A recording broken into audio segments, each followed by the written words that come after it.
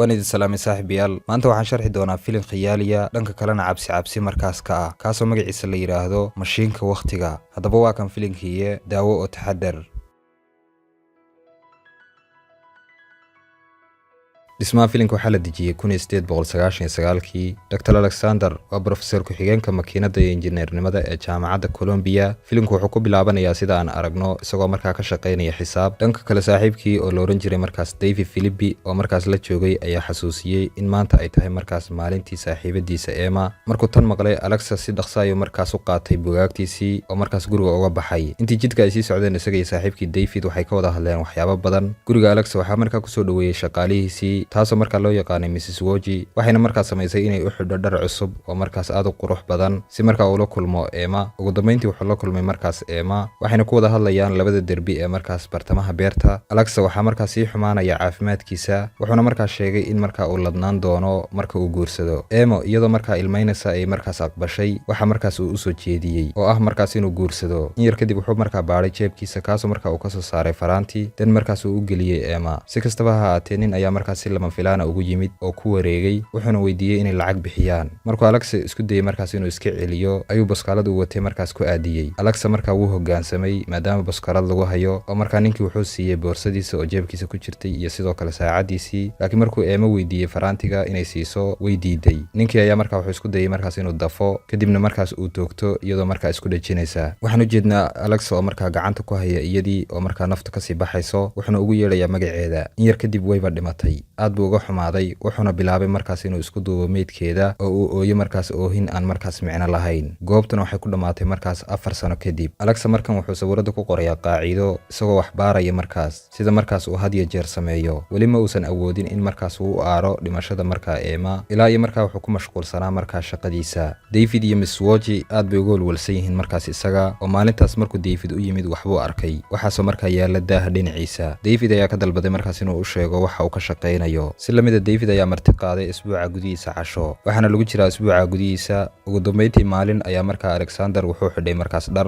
waana markii ugu horeysay tan iyo dhimashadii Emma oo markaa dharka iska bedelo. kadibna wuxuu furay markaa daah, waxaana dhinaca kale ku aragnaa qayb ka mida markaa mashiinada waaweyn. dhexdiisana waxaa yaala kursi, wuxuuna ku fadhiistay markaa kursigii isagoo markaa eegaya sawirka Emma kaasoo ku yaala markaa sanduuqa. aayar buu markaa wuxuu soo dejiyey kabaal isagoo markaa ka dhiganaya gaashaan weyn oo ku wareegsan. mashiinku markaa wuxuu samaynayaa dhaqaaq. markuu Alexa soo dejiyo kabaalka kama dambaysta, kamaradu waxay soo zoom garaynaysaa saacad, waxaana aragnaa markaa gacantiisa u dhaqaaqday dhanka saacadda. sida soo baxday mashiinka Alexa isticmaalayo waa mashiinka markaas waqtiga, waxaana uu dhiiggiisa iyo dhididkiisa geliyey mashiinka si markaa uu u soo celiyo maalintii Emma dhimatay, taasoo kasoo wareegatay markaa 4 sano. goobtan soo socota waxaan aragnaa markaa mustaqbalka Alexa kaasoo taagan markaa beertii maalintii geerida Emma. way aragtay oo u carartay markaas xaggiisa. Alexa wuu yaabay in markaa dib uu u arko jacaylkiisa qaaliga ahaa, wuuna dhunkaday isagoo markaa faraxsan ayuu markaa u orday gaari faraskii markaa ugu dhowaa si markaa uga kaxeeyo markaa beerta. waxayna gaari faraskii kaga degeen meel markaa magaalada dhexdeeda ah. Alexa markaa wuxuu u sheegay inay aado markaa gurigeeda, wuxuuna kaloo u sheegay in markaas aysan isku wareerin xasuusihii hore. kadibna wuxuu kaga tegayaa markaa dhinacii wadada iyadoo markaa taagan, laakiin markaas baabuur ayaa ku dhacay oo mar kale dilay Emma. Alexa wuxuu ogaaday markaas inuu bedeli karin qadarka Emma wax kastoo markaas uu sameeyo. iyadoo way dhiman doontaa markaa habeenka, laakiin ma quusto isagu, wuxuuna go'aansaday inuu markaas galo mashiinka. wuxuuna soo galay markaas mashiinka oo soo dejiyey kabaalkii mar kale. kadib waqtiga ugu dambeeya markaa kabaalka ugu dambeeya uu soo dejiyo, waqtiga markaas wuxuu marayaa 2030. inta uu waqtiga ku jiro wuxuu markaa arkayaa in dunidu ku xirnayd ay isbedelayso oo isu bedelayso markaa 2030. wuxuuna arkayaa xayisiin, wuxuuna aadayaa maktabadda New York isagoo rajeynaya markaas inuu helo buug ku saabsan safarka waqtiga, halkaasoo markaa uu kula kulmay hologram kaasoo markaa ka mid ah shaqaalaha maktabadda oo lagu magacaabo Focus 114. wuuna la yaabay tiknoolajiyadan. si kastaba ha ahaatee, markuu kala hadlayo safarka waqtiga, Focus wuxuu muujinayaa inaysan jirin waxa uu ahaa markaas nooc kasta oo alifay. Alexa markaa uu iskaga soo noqday, wuxuuna mar kale galay mashiinkii. mashiinka markaa hadda wuxuu u socdaa 2037. dunida si buuxda ayaa markaa loo burburiyey. cufis jiidadka meydku way isbedeleen sababo markaa la xiriira dhulgariir joogto ah. 2 nin oo bilaysa oo dhulka daadguraynayay ayaa markaa qabtay Alexa si ay u geeyaan xaruntooda daadguraynta. inta uu iska celinayo ayaa dhulku wuxuu bilaabayaa markaa inuu gariiro oo kala go'o. Alexa markaa si dhaqso ayuu u gelayaa mashiinka oo u kaxaynayaa, laakiin wareegitaankii markaa mashiinka ayaa markaa bir madaxa kaga dhacday isaga, kadibna wuu suuxay. markaa mashiinkiina wuu iska sii socday, cid joojinaysa markaa mashiinkana ma jirto, sababtoo ah Alexana wuu miyir daboolmay, cid kalena markaa lama joogin. markii ugu dambeyntii uu indhaha kala qaaday wuxuu arkay markaa mashiinku inuu marayo 802,701. markuu galayna sanadku wuxuu marayay 2037. kadib wuxuu samaynayaa inuu markaa si degdeg u joojiyo mashiinka ka hor inta markaas uusan mar kale suuxin. sariirtiisa ayuu kasoo kacay isagoo markaa dhaawiciisu bogsooday. inta markaas uu maradiisa xiranayo ayaa markaa wiil yar u soo dhawaaday isagoo markaa haddana sii cararaya. Alexa wuxuu raacay cunug yaraa, wuxuuna arkay in aadanaha mustaqbalku ay ku noqdeen qaab nololeedii hore, iyagoo markaa ku nool jarar waaweyn. dhammaantoodna waxay u yimaadeen Alexa si markaa ay u daawadaan. Alexa markaa wuu cabsanayaa, waxaadna moodaa inaysan ingiriisiga fahmaynin marka laga reebo gabadh la yidhaahdo Mara oo si fiican markaa ugu hadli karta afka luuqadda Ingiliishka. Alexa wuxuu markaa Mara u sheegay in markaas uu yahay waqti socdaal, kuwa kalena markaas wuxuu u sheegay inuu markaa yahay doqon si markaas aysan u dilin. dadkan waxaa lagu magacaabaa markaas Eloise. dhawaaq dheer ayaa markaa la maqlay, qof walbana wuxuu gelayaa hoygiisa. habeenkaas wuxuu la joogay Mara iyo walaalkeed Kalen, isagu markaa wuxuu arkaa dildilaac dayaxa oo cirka markaas isku shareeray. maalintii xigtay Mara waxay u raacday markaas Alexa dhinacii mashiinkiisa. labadooduba waxay arkayaan markaas mashiinku inuusan wax dhaawaca qabin. Mara markaa waxay u sheegaysaa inuu ula tago walaalkeed ka hor intuusan Alexa weydiin sababta. dhawaaq dheer ayaa markaa la maqlay. Mara way fakatay oo u carartay markaa dhinacii walaalkeed Kalen si markaa ay u soo badbaadiso. dhanka kale Alexa oo markaa wareersan ayaa raacay. qof kastoo markaa agtooda jooga wuxuu bilaabay markaa inuu dib ugu laabto jeexjeexyadii. si lama filaana Alexa si foolka foola ayuu markaa ula kulmay noolo bahal ah, waxaana loo yaqaanaa Morlocks. in badan oo iyaga ka mid a ayaa markaa kasoo baxay dhulka, waxayna weerareen dadka. qof kastoo markaa ay qabtaana waxay la gelayeen dhulka. Alexa wuxuu arkayaa markaa mid ka mid a oo Mara la quustay iyadoo markaa ciidda la gelaysa. markay wada dhammaadeen Alexa markaa wuxuu isku dayaa inuu weydiiyo kuwa kale meesha markaa kuwani ay geynayaan dadka, laakiin Kalen ayaa markaa u sheegay Morlocksku waxay yihiin. Kalen ayaa Alexa markaa u kaxeeyey meesha laga galo dunida Morlocks, waxayna hoos u sii galeen god. Alexa wuxuu ogaaday markaas inay tahay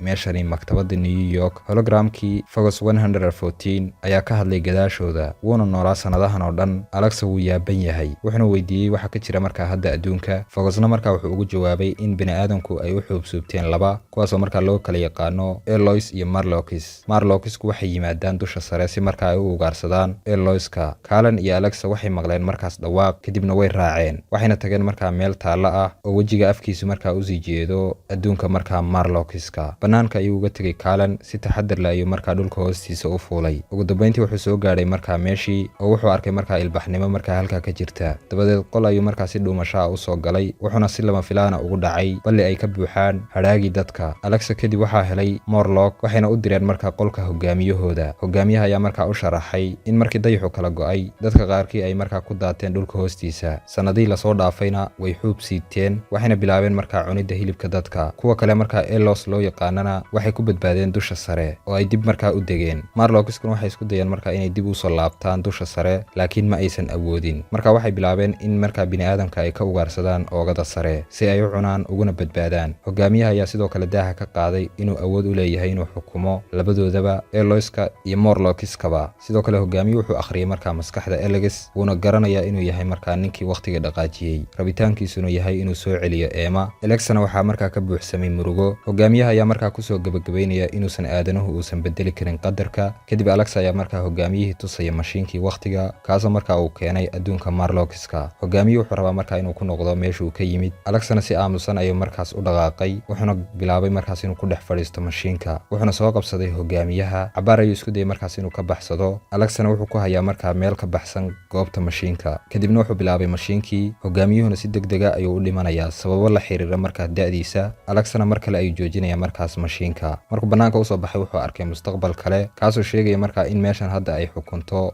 Morlocksku. Alexa ayaa markaa soo noqday oo markaa bilaabay inuu badbaadiyo Mara. Morlockskina way xanaaqeen oo waxay u boodeen inay weeraraan, laakiin Alexa wuxuu isku xidhay markaas qalabkii mashiinka. mashiinkii waqtiga wuu qarxay isagoo laynaya dhammaan adduunka Morlockska, laakiin Mara iyo Alexi ayaa markaa u suurta gashay inay ka baxaan markaa godka. mashiinkiina waqtigiisii wuu dhammaaday. Alexana wuxuu go'aansaday inuu la sii joogo Eloska maadaama uu halkan ku qanacsan yahay. dhanka kale waxaan aragnaa Focus oo baraya carruurta Eloska wax ku saabsan markaa waayihii hore aadanaha. dhammaadka filimkana waxaan aragnaa Alexa oo keenay Mara iyo Karen meeshii shaybaarkiisu ahaan jiray. Inta uu la hadlayo meel ka mida mar kale, David iyo Miss Watch waxay soo galeen shaybaarka oo markaas ay ka wada hadleen waayihiisa. Davidna wuxuu sheegay markaas inuu ku faraxsan yahay la kulanka Alexa. Filimkiina markaas halkaas ayuu ku dhammaaday. haddii markaad xiisaysid muuqaalada noocan oo kale ah, fadlan janaalka subscribe saaro si markaa aysan ku dhaafin muuqaal kasta markaas aan soo dhigno. sidoo kale muuqaalka like garee si markaa dad badan uu gaaro. waana kaaga mahadcelinayaa daawashada muuqaalka ilaa halkan aad soo gaadhay. intaan muuqaalka xiga markaa ku kulmayno waxaan kaga tegayaa. Assalaamu calaykum waraxmatullaahi wabarakaatu.